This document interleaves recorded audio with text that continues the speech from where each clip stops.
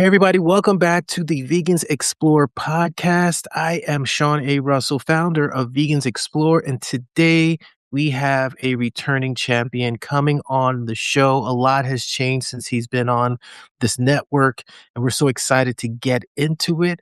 Most notably, his brand new book, Forever Fit, that just came out at the time of this recording, maybe a couple of days ago. And actually, this recording is coming out same day, so you guys are going to be able to experience this book and check it out and see why everybody's talking about it. So I'm excited to have Maxime Sigouin on the show. Thank you so much for being a part of this conversation. Thank you for having me on, man. Excited to be back and excited for us to chat. All right, so I want to get right into it. There is a lot of conversation and shifts happening in this vegan plant-based movement. And it Yeah. seems that when I look at what you're up to right now, hearing about all the great things that are happening, you're right in the thick of that conversation. So before we jump into the fitness conversation, which will be 80%, I know you guys came to listen to this about the Forever Fit, but I do want to talk about this because it is a topical conversation. Let's talk about the whole idea of the vegan and plant-based, because I feel like that is something that isn't talked about enough. And I feel like if there was more clarity around this conversation, there wouldn't be a lot of the backlash and the feelings towards one word or another. So when you first came on, you were under another brand, and you've since has adjusted to grow your brand. So talk a little bit about that and some of the reasonings behind making that shift. Yeah, for sure. So last time I was on, we were under the FitVegan coaching umbrella, which is a company we've had for over 5 years, and we rebranded. I'd say just shy of over a month ago. We rebranded to MAVY Wellness, so MAVY.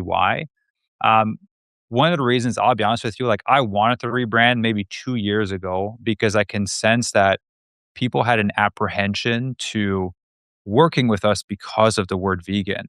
They'd come on and be like, hey, like I'm plant based, like 70%, 80%, 90%, but like I'm not ready to be vegan. So like I'm not ready to work with you guys. It was like, hey, like we'll meet you where you're at. Like we want you to eat more whole food plant based because our whole mission is to help people not deal with cancer and reduce the risk of dealing with chronic illness, which is why I started this whole mission after losing my late partner to breast cancer. So I was like, I want to help you get healthier. And even if that means helping you go from 60% plant based to 90% plant based, and that's a fantastic progress for your health, for the environments, for the animal, for everyone.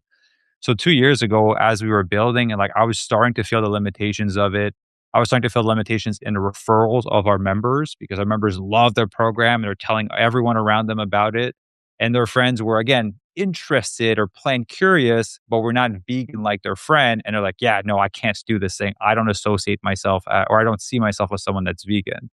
And I'll be honest with you, man, I was at a basketball scouting event playing to try and get a contract overseas.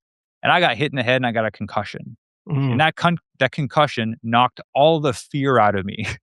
And one of those fears was like, man, if I rebrand, is our company going to tank? We're not going to be able to help the 10,000 people we're trying to help, the million people we're trying to help by 2050. But because I got hit so hard, I was like, oh, we just need to do this. So I committed to rebranding the whole company in that moment, which ended up being a beautiful gift. And when I say in that moment of fear, I also was not going to be stupid. I was going to do a little bit of research. So I went on some Reddit forums, I created some anonymous accounts, and I asked people, I was like, hey, if you are plant curious or interested in plant-based eating, would you check out this vegan recipe, this vegan book, or this vegan video? And a lot of them like, nah, I don't want to touch it because their main comment was that the word vegan was so loaded that they just didn't feel comfortable being associated with it or having it in their vocabulary. And at that moment, I had to make a decision. I was like, I understand the importance of the word vegan. But at the end of the day, I'm just trying to help people eat whole food plant based. I'm trying to get people to eat healthier. I'm just trying to get, and the more people eat whole food plant based, the less animals die, the more the environment gets better.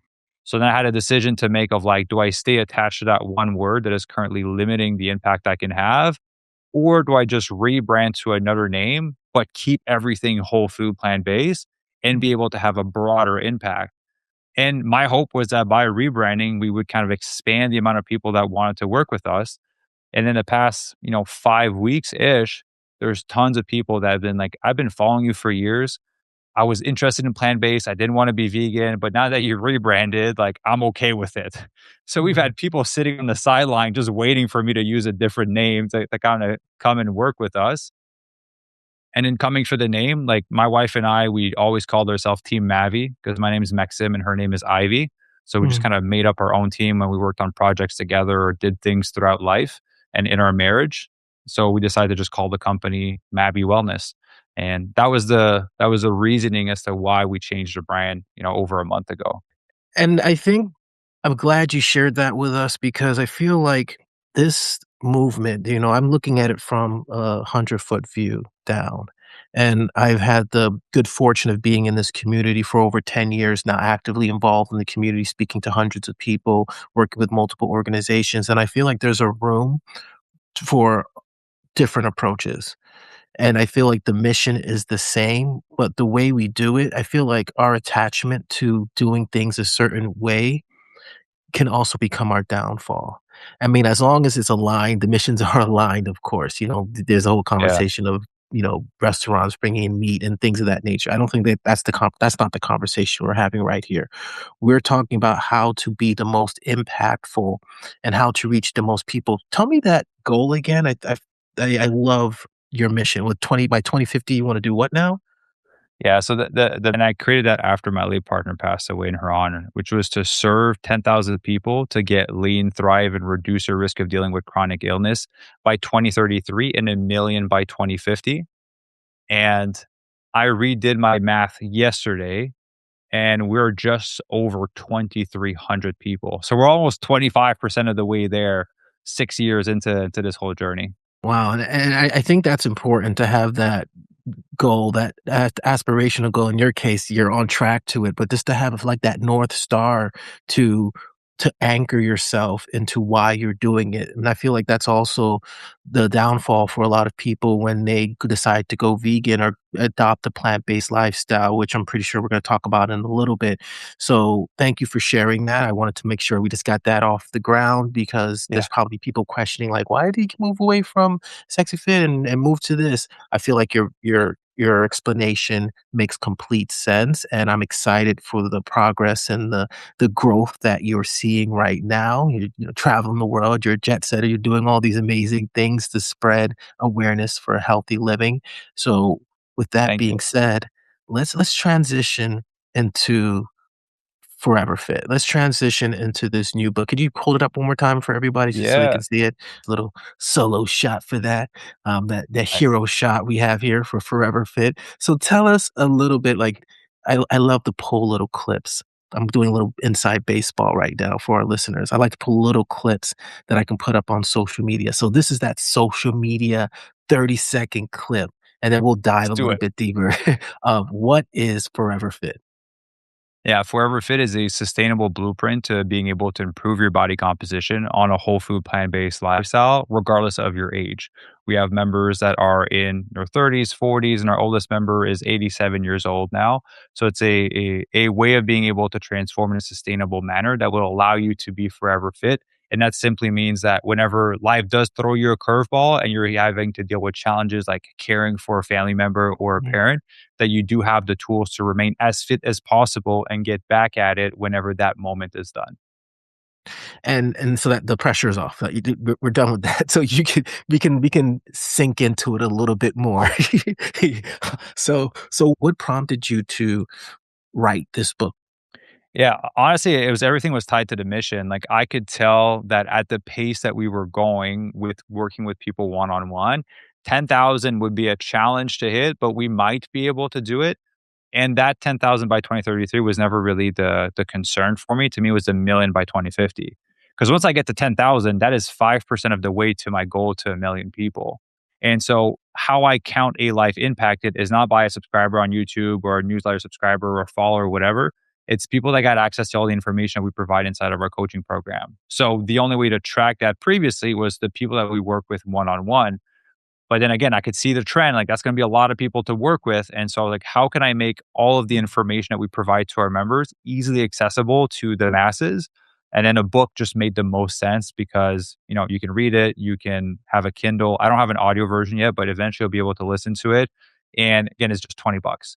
And so that was kind of my way to help increase the impact that we could have in the world towards our goal of reaching 1 million people. We're cracking the book open. What can people expect to see? And we're going to get a little granular with this. How is a book going to support someone on their wellness journey? Let me say wellness journey. You know, what about this book is different than all the other books that are out there that why they should go ahead and pick this up?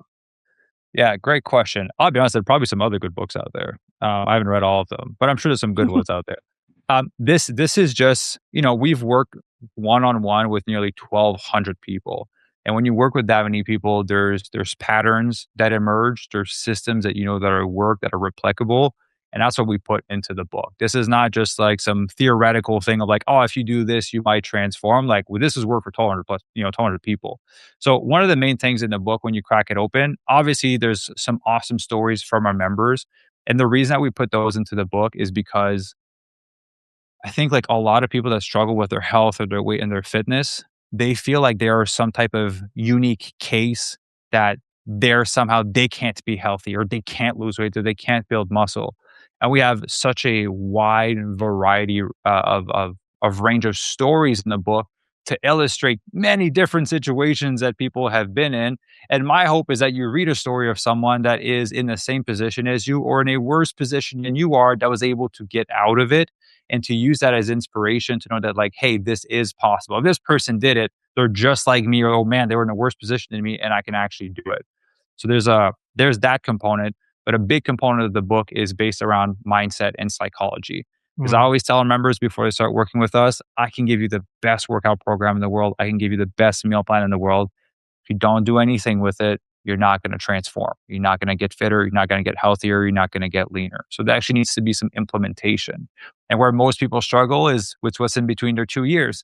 They have a story that they tell themselves. They have patterns and habits that don't serve them. They have a belief system that they're not worth it or they can't do it because they tried in the past. And so there's a lot of unwinding that needs to take place. And we provide a lot of like tools into the book to help to unwind some of those stories and to be able to catch yourself so that whenever you do want to self sabotage it, you're able to catch yourself before that happens. But also, if you do self sabotage, how do you get back on track after? Do you wait till the next Monday? Do you wait till the next month? Do you wait till the next year? What we tell our members is to win the next meal. Like, why wait a whole day? Why wait the rest of the week to get back on track when you have an opportunity right at the next meal? When you miss a workout, win the next workout. Why wait till next Monday? Why wait till next month? You're just prolonging you being able to get to your goal in a faster way. So there's a ton of psychological tools to set the foundation to make sure you're in the right headspace to be able to transform. But like I said, who cares if you have a plan if you don't do anything with it? And then we actually go into the 5 phases of our program, which are body recomposition, reverse dieting, lean muscle building phase, maintenance, and then the athletic phase. And there's step by steps of what to do to go through the 5 phase transformation journey to get you to a place where you are this new person that is fit, healthy, and active. And all the equations are provided, all the steps, what to do when you plateau, what to do when your body doesn't change, what to do when you're not gaining strength, how to increase your metabolism post fat loss. There's 500 recipes. There's a bunch of meal plans. There's workout programs in there that you can follow to get you started on your journey.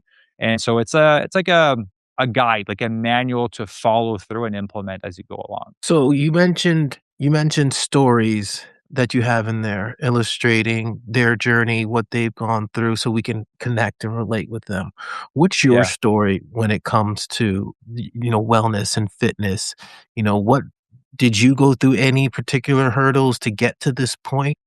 For sure. I wasn't always this super athlete.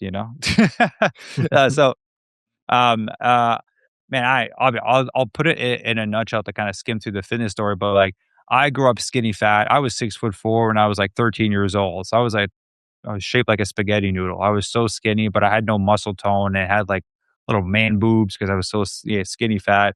And then I got bullied when I played basketball. So I was like, you know what? I'm gonna get super big and strong. And then I I went from 160 pounds to 240 pounds over a year. And that's when I transitioned to college. And I was still playing basketball at that time. So I bulked up to a big 240-pound, played basketball. And then I got invited. A friend of mine was doing bodybuilding shows. Like, you should try a bodybuilding show. So then I started to train for bodybuilding. I went down and leaned out to 4% body fat Mm, and competed on stage and did it in such an unhealthy, unsustainable way where I had to like really starve myself and over exercise, which had led me to build a really unhealthy relationship with food and with exercise. Post show, I gained like 50 pounds, man, in 30 days. It was mm, wild. I went from shredded six pack to boobs. It was such a drastic transformation in a short period of time because I ate everything. I was deprived for so long mhm, to get that lean that I just ate everything I could see. I did the whole diet, a whole cake, a whole pizza, a whole pint of ice cream. I ate the whole of everything. I go to Subway, get 2 foot-long sandwiches. Like I just could not stop eating because I was so hungry because I was starving myself for so long for that show.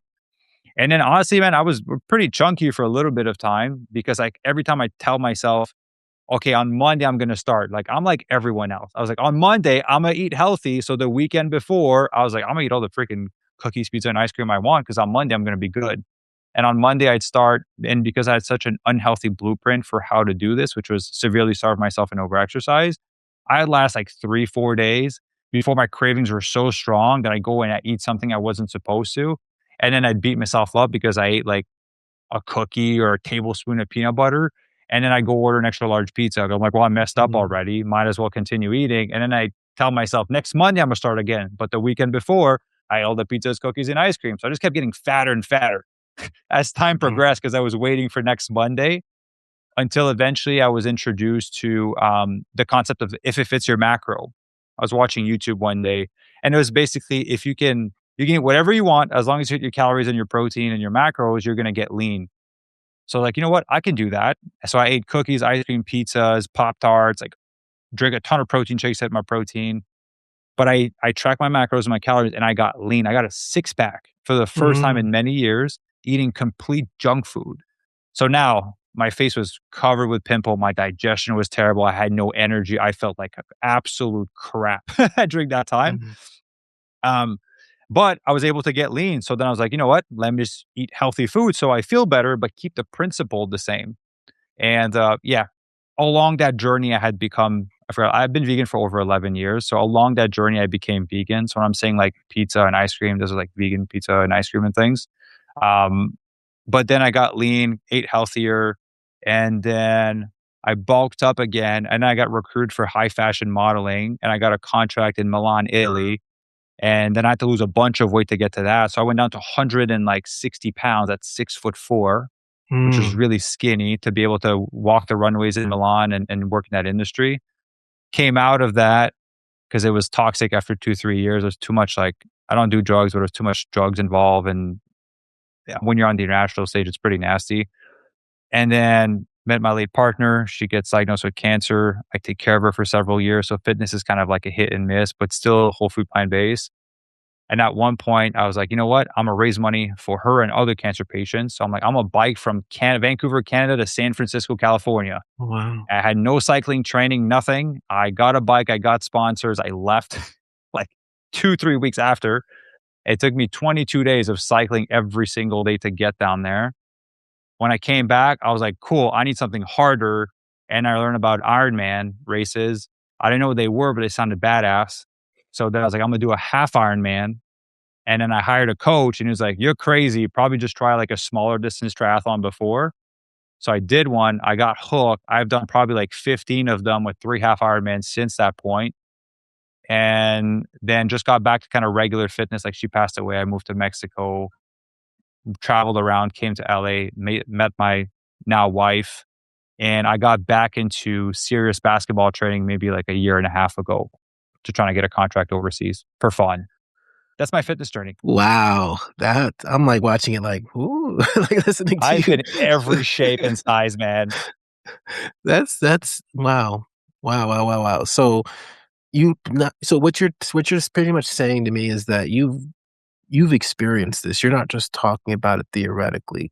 You've experimented, whether it was on purpose or not, you've experimented with your body. The part that really stood out to me was that you counted you watched your macros, but you were eating junk, Yeah, and you were able to get lean, and you said exactly what I hoped you would say. You had effects of that, yeah. you broke out, your digestive system was out of whack. So the idea that you just have to watch your calories, I feel like there's parts to that that are true, but you have to also look at the nutrition that you put in your body. So I'm glad that you experienced that and you're able to share that through your story. But let's go into more of the philosophy of Forever Fit. What does that mean exactly? Yeah, for sure.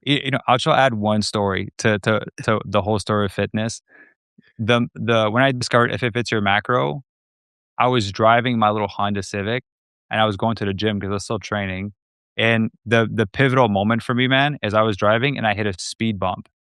And after I hit the speed bump, my boobs and my stomach were still jiggling. And I was like, Mhm. yeah, this is not supposed to go on for this long after. And that's what got me to be like, all right, cool. I need to lose some weight at this point. So just a little fun story for you.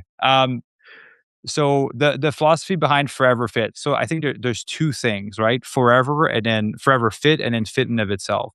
So let me give you my definition of what fit means. Having a fit body is having a body that is not a limitation to you living your best life, whatever that may look like for you.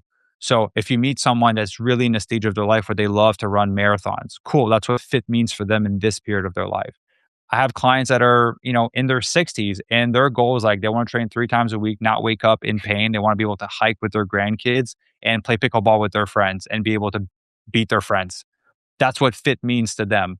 And some people are in a phase of their life where they're taking care of their parents that are older, they have kids, they're working their career, they're building their business. And to them, fit is just being like not overweight and having enough energy to get through the day. And so fit means something different at different stage of life and depending on your personality. But to me, it's having a body that's not a limitation to living whatever your best life looks like. So that's what fit means to me. Now, Forever Fit, it's a pretty bold title, right? Mm, Basically people could make the assumption that I'm saying like once you get in shape, you'll never get out of shape for the rest of your life. That's not what I'm saying in the book. The idea, like I shared a little bit earlier when we started recording, is get in shape, have a healthy blueprint of how to get in shape. mm, Because remember in my story, all I knew how to get in shape was to starve myself and overexercise. So anytime I get fat, I would just revert back to that because that's all I knew. That's all that had worked in the past. So I'm trying to teach people a healthier way to do that. So whenever they do get in shape and they're going along life and life throws them a curveball, a speed bump, an emergency with work, you have a new child, you're taking care of your parents or your partner, whatever it may be, that you're able to navigate that as best as you can. And if ever you do get slightly out of shape or fully mm, out of shape, because sometimes it happens, right? For example, we had members that get a baby and then you have to lose the weight from the pregnancy. That was a good reason to put on weight, right? You just gave life. Um, Whenever you are ready to lose weight again, you already have the healthy tools and the blueprint to be mhm. able to get back in shape without having to stress yourself, feel like you have to be perfect, cut your food in half and over exercise. You can get back in shape. So this is more to kind of deal with the fluctuations of life and always bring you to a place where you have the best body to live your best life. That piece right there, and I'm glad you framed it in that way because last year I got with an instructor who pretty much gave me a blueprint of what to Mhm. do. And I was in one of those modes of my life where it's like, and I have my own philosophy of stuff, but I won't share it right now because this is about you. I went on this sprint of my life where I was 100% dedicated to what this person told me on Yeah. paper. And over the next 3 months, I lost over 30 pounds. I was able, like, to transform it. The reason I'm saying this is because it really aligns to with what you're saying right now. I have since gained back that weight, but I know now that it works. Yeah. And I know and I have that blueprint in my mind of what I did, and because I tracked everything, I looked in the mirror every week, took videos, did all that, that if I follow that same blueprint, I'll be able to get back to where I was, and I even noticed that because I went through that process, things are a little bit easier for me. So when I do jump back into the gym, I feel like that conditioning is there that wasn't there before because I put in all that work and that effort. So with that being said, let's go back to the willpower, not necessarily the willpower, but the mindset side of Yeah. things. Because I know that's the biggest piece, not even just for fitness, but just in life in general. What practical advice or tips can you give people to give them a taste of what they can expect in the book? Oh, that's a great question. Um,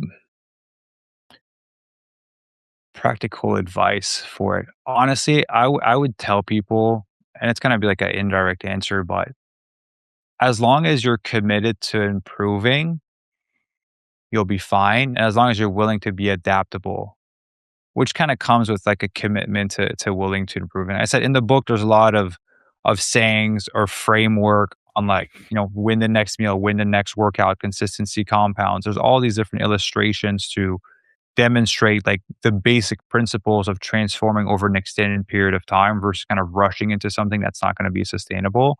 But the core foundation is if you stay open to the idea that you're going to make mistakes and that you're willing to get back on track whenever a mistake is made, you're willing to be adaptable and learn from that moment, that continuously over time, you will become the best version of yourself.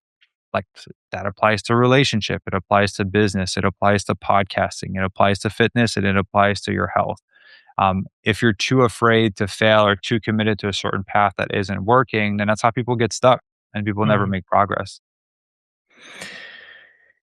All right, so let's move a little bit because I want to kind of walk down this pathway. I feel like the mindset component.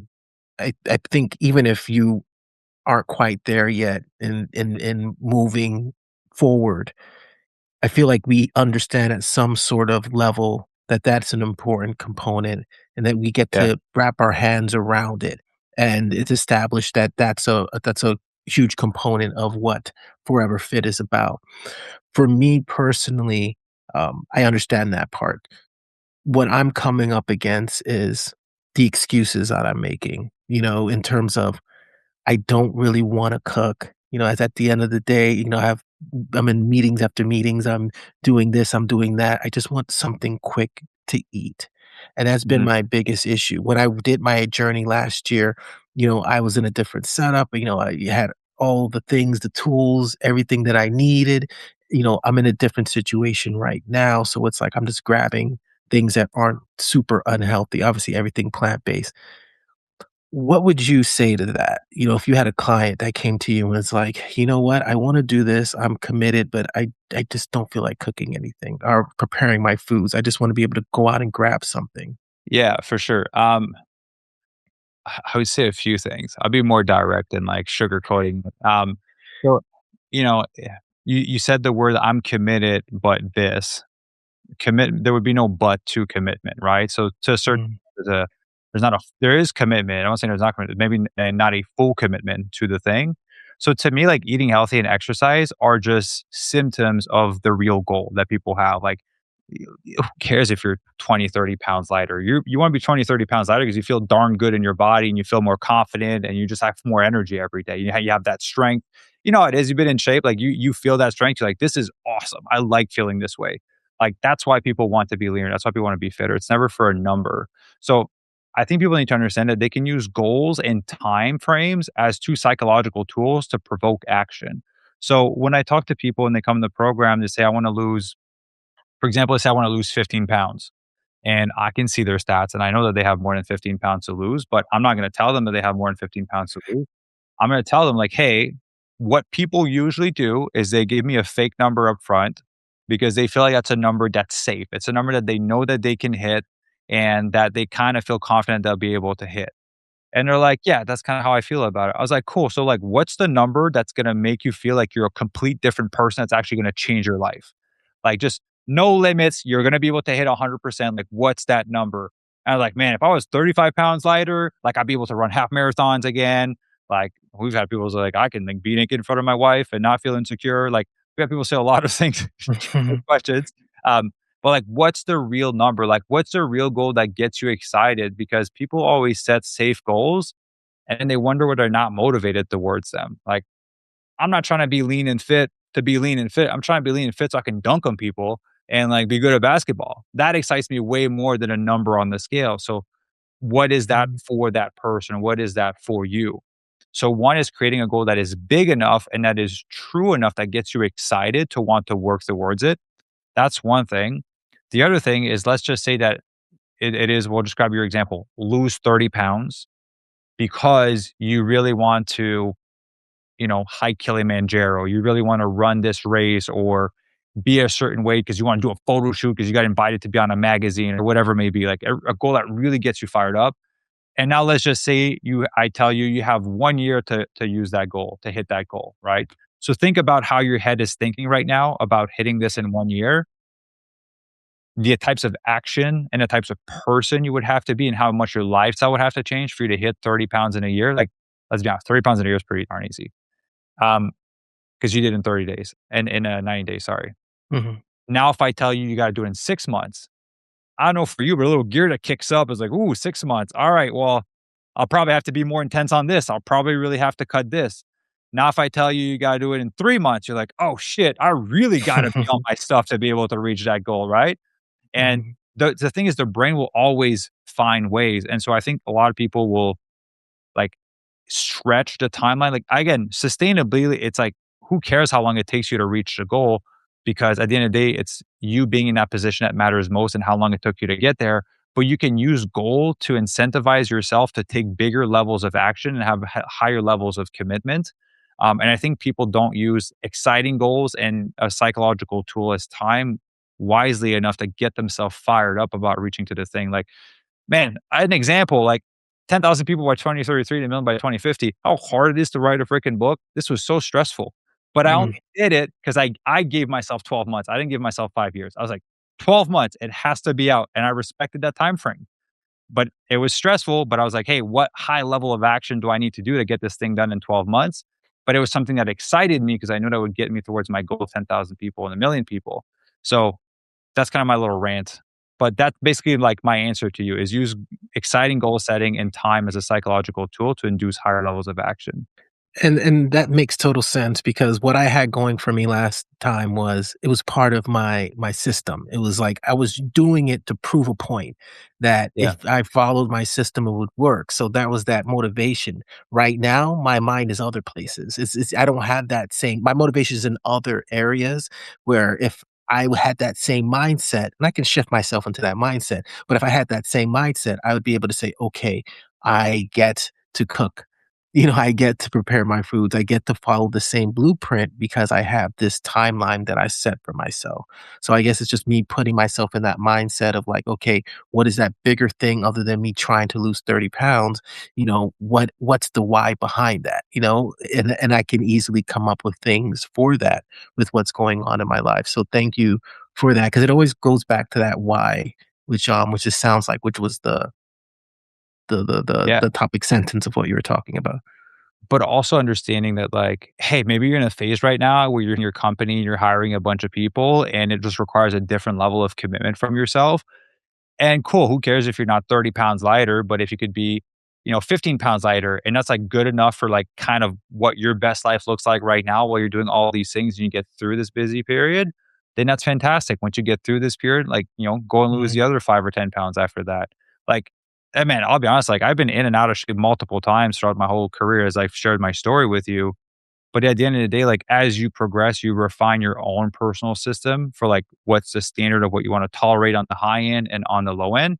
And that refinement kind of gets thinner and thinner as you progress, and then you hover less over Mm. time. So, as we start to wind down on this podcast, I do want to bring up something. And anytime I have someone who's in the wellness space, I like to approach this topic. A lot of people who enter the plant based lifestyle, the vegan lifestyle, they are concerned about nutrients. They're concerned about things that they've heard that they might not be able to get on a plant-based diet. What is your take on that? What are things that are kind of overhyped? What are some things that you feel are legitimate that you urge your clients to consider supplementing and things of that nature? What is just your general vibe on that topic? Yeah, so great question. I think I was gonna go sarcastic at first for the answer. They'll be like, "I don't think they care about the nutrients when they're eating McDonald's or Subway or Popeyes or sushi or shit like that, you know? I think most people want to be worried about it, but if they actually analyze the food that they ate, if a large portion of that is processed food, your actions are currently showing that you don't really care about vitamins and minerals, right? But I do understand the concern for most people if they're not eating a bunch of processed food. So again, what has the most amount of vitamins and nutrients into the world, right? Veggies, grains, fruits, that's all we eat, right? We eat all the plant-based foods that contain the most amount of vitamins and minerals and fiber, which is extremely important. So that's one element. Like, what are the foods that contain the most amount of nutrients? All the foods that we're eating as plant-based eaters. On the other side, I know there's like the B12 and D3 conversation. Cool, take a supplement, like problem solve. And there's a lot of meat eaters that don't absorb B12 as well. So I know a lot of people that are deficient in B12, even though they're like steak eaters and meat eaters.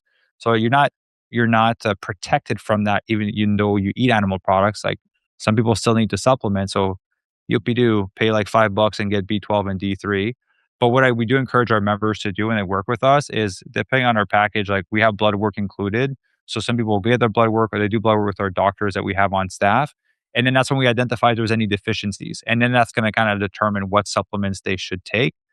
But a lot of the people are coming in potentially eating a little bit more processed food than they should and not enough vitamins and nutrients and fiber rich foods. And that's why there's some of those deficiencies. So I'm a big fan of not guessing, just do the blood work, figure out where there's any deficiencies and then like address those. But all the foods that we get to eat, if you are eating properly on a whole food plant based lifestyle, has all the vitamins and nutrients. Except like 99.9% of them. Take a B12 and a D3, and then the rest you're good to go. And you don't get to eat all the like freaking mucus and inflamed stuff that comes from the meat and the cholesterol and the cancer causing food that come from it. I think that's a pretty good trade off, in my opinion. And there's a thing that I was in the world of bodybuilding for, I mean, the last 3 years, worked with a lot of different people, so I felt like I'm just coming out of that world, and Yeah. one of the big things that, not that I was a bodybuilder, but I was working around that sphere, uh, one of the big things that came up was creatine, Yeah. and I'm just curious on what are your thoughts on creatine? Is it something that you use, you recommend, or you generally, try to stay away from it? So I personally don't take it. There is a vegan creatine you can buy. If you want vegan creatine, go for it. I know there's studies showing that it is beneficial for people as they're getting older, so 50, 60, 70, and 80 plus. So a lot of our members do consume some vegan creatine. But for the most part, you don't have to. Is it gonna provide you a little bit more benefit if you're an athlete and or if you're aging? Yes, and that's a choice if people want to take it or not. But I'm not like opposed to it. And then we will get off the supplement topic, but are there any other things that you typically would recommend that would be a good part of their nutrition? Or do you generally focus just more on whole foods, or what does that generally look like for you? Yeah, for sure. So obviously like B12, D3, and then when people do their blood work, if there's any deficiencies, like some of it can be helped with food, but if the deficiency is too far, sometimes supplementation does help to fix some of those deficiencies. Um, Honestly, B12, D3, blood work, and then just a good clean plant-based protein powder because we do get some smoothies for our members. Like I love smoothies, such an easy way to get a ton of vitamins and nutrients in one go and in one drink. So just a clean plant-based protein powder. Okay.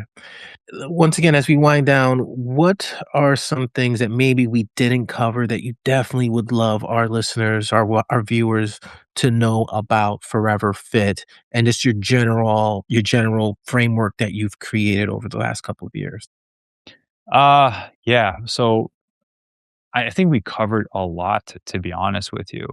Like, again, the psychology is the biggest part. Like, again, there's trainings in the book, there's recipes, there's meal plan. Like, it is a guide for you to be able to transform. There's a section where you can enter like your weights, make some notes, do your equations on there. That way you have a reminder of where you started. Um, and honestly, the big piece of the book is like, I do count every book sold as a life transformed towards our goal.